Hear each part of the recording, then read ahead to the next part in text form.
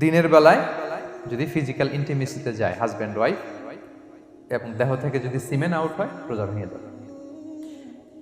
তবে ইচ্ছাকৃত যদি আপনি রোজা ভাঙেন এটা বড্ড ভয়ঙ্কর। প্রিয় ভাইরা, এটা খেয়াল করে মনে রাখবেন যে ইচ্ছা করে রোজা ভাঙার চেয়ে বড় স্পর্ধা আর হতে পারে না। কারণ এই রোজা রাখাটা কি রমাদানে ফরজ। আপনি যদি ফরজ ইচ্ছা করে ভাঙেন তাহলে শুধু কাজা করলে হবে না, কাফারা দিতে হবে। কে দিতে হবে? তাহলে আমরা জানছি কাজা, আমরা জেনেছি ফিদিয়া, এবার নতুন একটা টার্ম শুনলাম, এটা কি? কাফারা। ইচ্ছা করে রোজা ভাঙলে কাফারা দিতে হবে। এন্ড হোয়াট ইজ কাফারা? কাফারা হচ্ছে টানা 2 মাস রোজা রাখা একটার জন্য। পারবেন? রমজানেরটা রাখতে তো খবর হয়ে যায়, কি বলেন? ইচ্ছা করে যদি কেউ রোজা ভাঙে তার কাজা কাফারা দুইটাই লাগবে। কাজা মানে কি? একটা রোজার জন্য একটা রাখা, আর কাফারা 2 মাস 60টা রোজা রাখা। 60 খবর আছে। কিন্তু আপনি ইচ্ছা করে যদি রোজা ভাঙেন এটার জন্য কাজা করলেন, একটা 60টা রাখলেন, মোট 61টা রাখার পরেও রমাদানের যে রোজা এটার ফজিলত কি আপনি পাবেন? এটা আপনি পাবেন না। এটা বড্ড ভয়ঙ্কর। আমরা যেন ইচ্ছা করে কেউ রোজা না ভাঙি। এই ইচ্ছা করে যদি কেউ রোজা ভাঙে অথবা ইচ্ছা করে দিনের বেলায় যদি কেউ ফিজিক্যাল ইন্টারকোর্স করে তখন তার কাজাও করা লাগবে, কাফারাও করা লাগবে।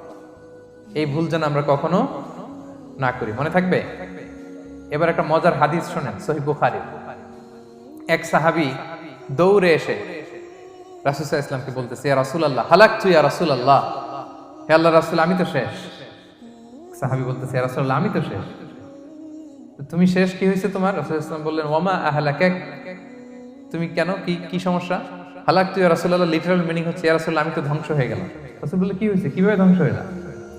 তো সাহাবী বললেন, ওয়াকাআতু আলা ইমরাআতি ফি রমাদান, আমি রমাদানের দিনের বেলায় আমার স্ত্রীর সাথে ফিজিক্যাল ইন্টারকোর্স করে ফেলেছি, আমি তো শেষ, ইয়া রাসূলুল্লাহ আমারে বাঁচান। তারপর রাসূল সাল্লাল্লাহু আলাইহি ওয়াসাল্লাম বললেন, হাল তাজিদু মা কা'আতিকু রাকাবা, তুমি কি একটা দাস আজাদ করতে পারবে? কাফারার মূল বিধান হচ্ছে দাস আজাদ করা অথবা 60টা রোজা রাখা অথবা 60 জনকে খাওয়ানো। ওকে, তো রাসূল সাল্লাল্লাহু আলাইহি ওয়াসাল্লাম বলতেছে, তুমি কি একটা দাস আজাদ করতে পারবে? উনি বলল, না আমার তো এই সক্ষমতা নাই, আমি পারবো না। তো রাসূল সাল্লাল্লাহু আলাইহি ওয়াসাল্লাম বললেন, ফাহাল তাস্তাতিউ আন তাসুমা শাহরাইনি মুতাতাবিআইন, তাহলে টানা 60 দিন রোজা রাখতে পারবে? বলতেছে, লা ইয়া রাসূলুল্লাহ, এটাও আমি পারবো না, 60 দিন রোজা রাখা আমার পক্ষে সম্ভব।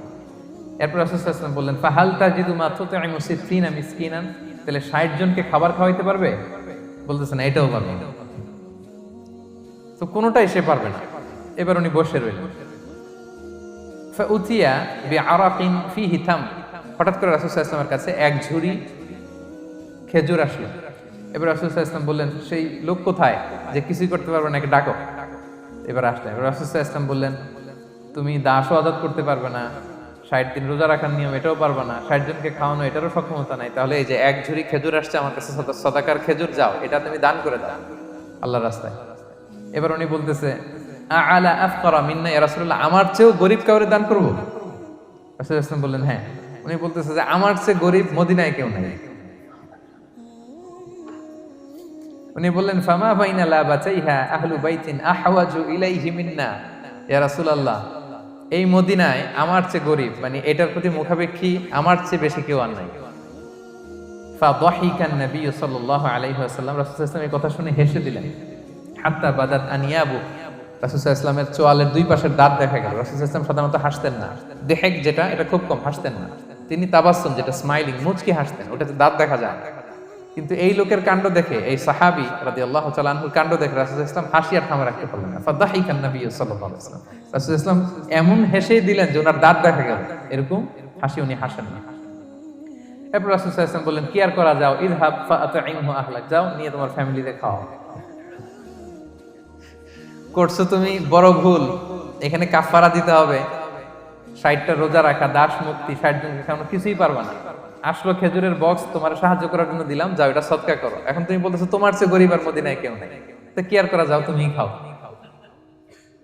তো এই মজার হাদিসটা এই কাফারা রিলেটেড হাদিসের মধ্যে এসেছে। তো যদি আপনি ভুল করে, আপনি যদি ইন্টেনশনালি ইচ্ছা করে যদি রোজা ভেঙে ফেলেন, প্রিয় ভাইরা, এটা কিন্তু বড্ড ভয়ঙ্কর। এটার জন্য আপনার কাফারা দিতে হবে, 60টা রোজা রাখতে হবে। এটা যদি না পারেন 60 জনকে খাওয়াতে হবে। কোনোটাই তো সহজ না, কি বলেন? অনেক ব্যয় সাপেক্ষ।